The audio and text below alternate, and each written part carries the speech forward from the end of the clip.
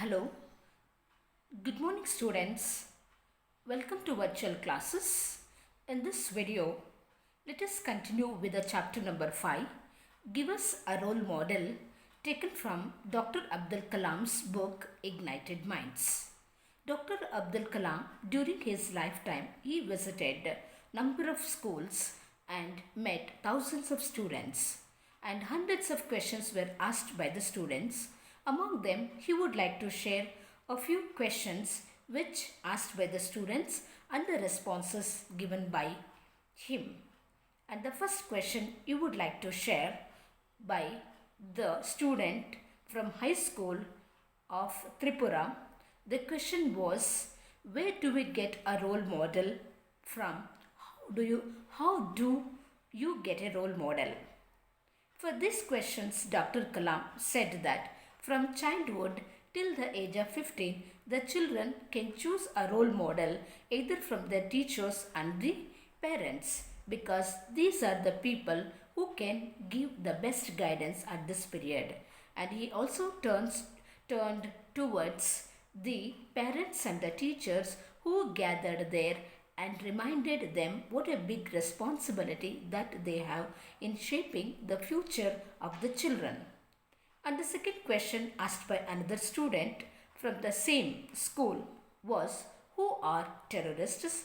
Do they belong to our country? Dr. Kalam was shocked to listen to such a question, and he himself was finding an answer for that.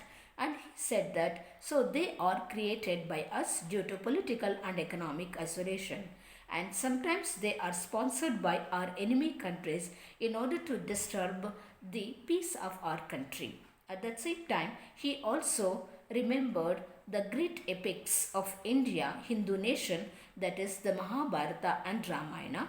There were two wars fought in Ramayana and Mahabharata. In Ramayana, there was a obviously war between Rama and Ravana. So finally, Rama won. That means to say Dharma won. Similarly, in Kurukshetra war in Mahabharata, there was a fight between Kauravas and Pandavas. Finally, Pandavas had a victory because Dharma won. Similarly, the battles will be many, but finally, always the truth wins. So he advised the children to reduce the evil by developing spirituality in them. And another question that he would like to recall was a student from St. Mary's School in Tamil Nadu asked, so why does Dr. Kalam always advises the students to dream? When he listened to this question, he asked the students gathered there to repeat the words after him. The words were dream, dream, dream. Dreams transform into thoughts, thoughts results in action. And he told that it is very essential to dream, because dreams transforms into thoughts and the thoughts results in action. If there are no dreams, there are no revolutionary thoughts. If there are no revolutionary thoughts, there will not be any origination of a powerful or creative thoughts. So he asked parents and the teachers to encourage the students to dream. And other question asked by a boy from the same school was, please tell me who would be the first scientist in the world. For that he said that the science is survived and born through questioning, and the whole foundation of science is questioning, and everybody knows that child is the source of unending questions. So the child is the first scientist in the world. For this answer, entire gathering gave a great applause. And again, he would like to recall another question which is asked by a high school student in Assam at Tezpur University. The question was, why can't water from Brahmaputra, which is flooded most of the time, be diverted to Rajasthan or Tamil Nadu, which are starved of water? Even Dr. Abdul Kalam felt it was an innovative question, such innovative ideas. Okay, only the children will get it. And it was a powerful question, and he felt that even the Prime Minister of the country could not answer to that question because rivers are the state issue. They always fight for the water. And again, he advised that in his India's mission Vision 2020, he has got a great vision of connecting India's rivers. Then, obviously, the water will be utilized in a proper way, which will enrich the country. And the Dr. Abdul Kalam personally feels that children will have innovative ideas and they can come out of the negativity, and obviously they will see more possibilities, whereas grown-ups see more impossibilities. And obviously they can think beyond the they think beyond the bureaucratic policies and self-centered policies of the state, and which will increase the relationship between the state and the center, which will result in enriching the people of the country. We'll continue with this chapter, page number 52, last but one paragraph, and please take out your textbooks and follow the lines. Another student asked me a question for which again I had no ready answer. He said, "Sir, big leaders in any field don't come and talk to us. We see our Prime Minister often going to Chennai, Lucknow, and many places, but he never comes here. We want him. We want to talk to him." I was impressed by this urge to communicate with our country's leaders. I said, "When I reach Delhi, I'll tell your dream to the leaders and your dream will come true." And other student asked a question which Dr. Abdul Kalam, he did not have a ready answer. The question was, he said that a big leaders in many fields, they will not come and talk to the children.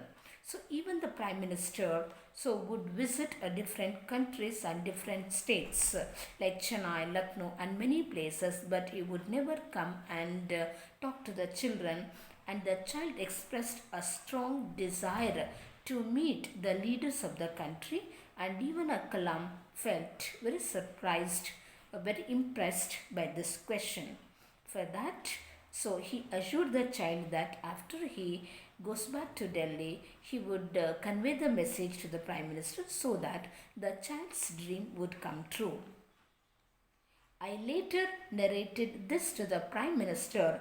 He conceded the point and said, "Children don't talk to me anymore. Maybe security cordon has created a separation. I request our leaders in different fields to interact more with the children of the country for a better understanding of their own purpose in life, as also for helping create a better future for our children." So obviously Dr. Kalam, as promised to the child, after he went to Delhi, he narrated an incident to the Prime Minister.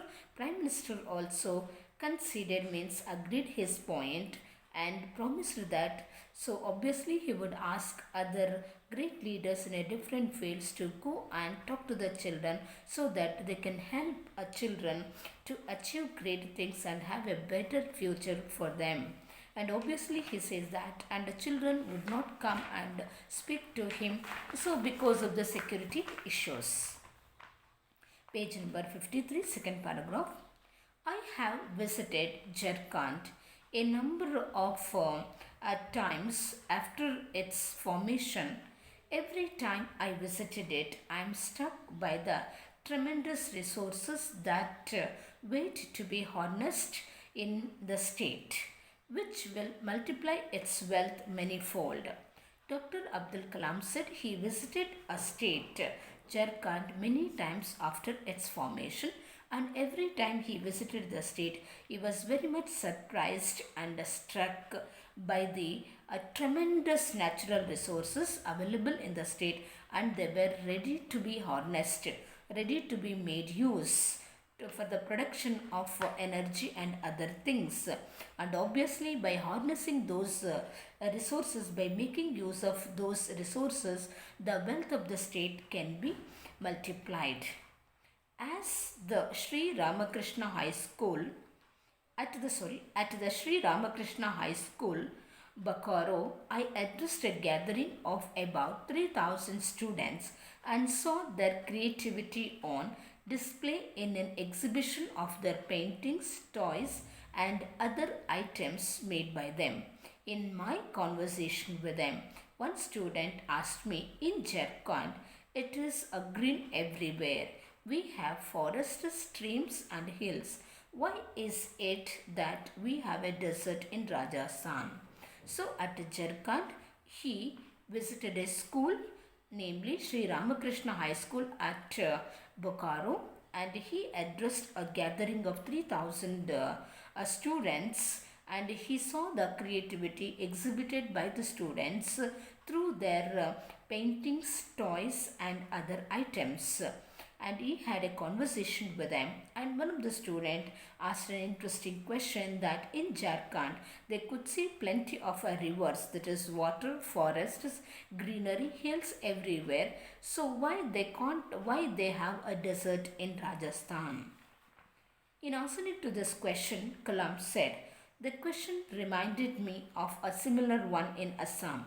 Why can't the Brahmaputra's water be taken to Tamil Nadu and Rajasthan? 20 years ago, you would not have seen much cultivation in Rajasthan, but once the Indira Gandhi Canal was constructed, agriculture became possible in many places. It is possible for man to transform desert into a fertile land. Obviously, in answering to this question, he also reminded a similar question asked by a student, that why Brahmaputra water cannot be diverted to Tamil Nadu or Rajasthan where there is a scarcity of water. For that, again he said that 20 years before there was not much cultivation of the crops going on in Rajasthan state, but after the construction of Indira Gandhi Canal, so now there was a lot of cultivation going on. Similarly, so obviously after the connecting India's rivers, so agriculture became possible in many places after the construction of Indira Gandhi Canal, and it is possible to transform a desert into a fertile land. I repeat what I had told the student in Assam. It has to be one of the greatest mission of India to connect rivers so that water can reach many water-starved states. Visionary action is needed. When you grow up, you will probably be a part of reconstructing this nation and giving shape to these thoughts. And he said that obviously in India's Vision 2020, we have a great mission of connecting India's rivers. When that is possible, we can convert a Rajasthan desert into a fertile land, and it is a great mission. So it is a great mission, and obviously visionary action is needed. Visionary means a great thinking and planning wisely and creatively for the future. A visionary action is needed. And also he said that when this child grows up, so he would be a part of constructing such a great things and giving a shape to his thoughts. One child came to me with a serious expression and asked, "Sir, will your Agni missile cross the ocean and reach America?" And other child seriously came and asked a question. The question was, "Sir, will your Agni missile which you have developed, will it cross the ocean and reach America?" And I was little startled, little shocked by this thought. For us, no country is our enemy to send Agni there. Particularly, America is our friend. Agni symbolizes our strength. It shows that India has all the capabilities. And by listening to that question, he was little shocked and said that obviously, we have, so for us, no country is enemy and America is a friend of our country, and Agni, which symbolizes the strength, and it shows India has all the capabilities. During my visit to Cuttack, I participated in the birthday celebration of the late Justice Harihar Mahapatra. I went there at the invitation of Justice Ranganatha Mishra. For me, it was a revelation how the independence movement, the first vision for the nation, had created the larger than life figure of Justice Harihar Mahapatra. And again, he recalled he visited a city namely Cuttack in Odisha state, and he participated in one of the birthday party celebration of late Justice Harihara Mahapatra. Justice Harihara Mahapatra was no more, but there were a birthday celebrations going on with the remembrance of Justice Harihara Mahapatra, and he went there. So he had an invitation from the Justice Ranganatha Mishra, and for him, it was a great proof that our independence movement, the first vision for the nation, had created a larger than life figure of Justice Harihara Mahapatra. Harihara Mahapatra has created the things, a vision which is larger than the life, and he lived to the age of 92 and established Cuttack Eye Hospital, Utkal University, and above all organized multi-pronged efforts to remove poverty. And Harihar Mahapatra's contributions to the country were more than larger than his life. He lived up to 92 years, and he had established Cuttack Eye Hospital and Utkal University, and above all he organized a multi-phased efforts to remove poverty in the city. My biography in Oriya was released. At the end of my speech, the youngsters crowded around put forth many questions, and again after a speech, and again his autobiography, probably Wings of Fire, so which was released in Oriya, and at the end there was a speech, and again a number of students gathered to ask questions. The first question was, "Sir, tell us which are the your favorite books that you loved and which have shaped your mind?" And a question, which are your favorite books that you loved and which have shaped your mind? I said, four books in my life have been very close to my heart. I cherished reading them. The first is Man the Unknown by Dr. Alexis Carrel, a doctor turned philosopher and a Nobel Prize laureate. And when someone asked what were the books impressed Dr. Abdul Kalam, he recalls the four books impressed him very much in his life, and they were very close to his heart. The first is Man the Unknown. The book Man Unknown is written by Dr. Alexis Carrel. He was a doctor and then turned to a philosopher, and he was a Nobel Prize winner. This book highlights how the mind and body both have to be treated in an element as the two are integrated. And in that book, Dr. Alexis, he has highlighted how the mind and body both can be treated in integration, treated in an element. In some disease, element refers to in disease, how the mind and body can be treated together. They are not separated. You can't treat one and ignore the other. You can't treat only a body and ignore the mind. In particular, children who dream of becoming doctors should read the book. He suggested the children who have a dream of becoming a doctor to read that book. They will learn that the human body is not mechanical system. Then they will understand that human body is not mechanical system, and it is very intelligent organism with the most intricate, that is very detailed and complicated intricate and sensitive feedback system. The second book, one I venerate means I respect most, is Thiruvalluvar's Tirukural, which provides an excellent code of life.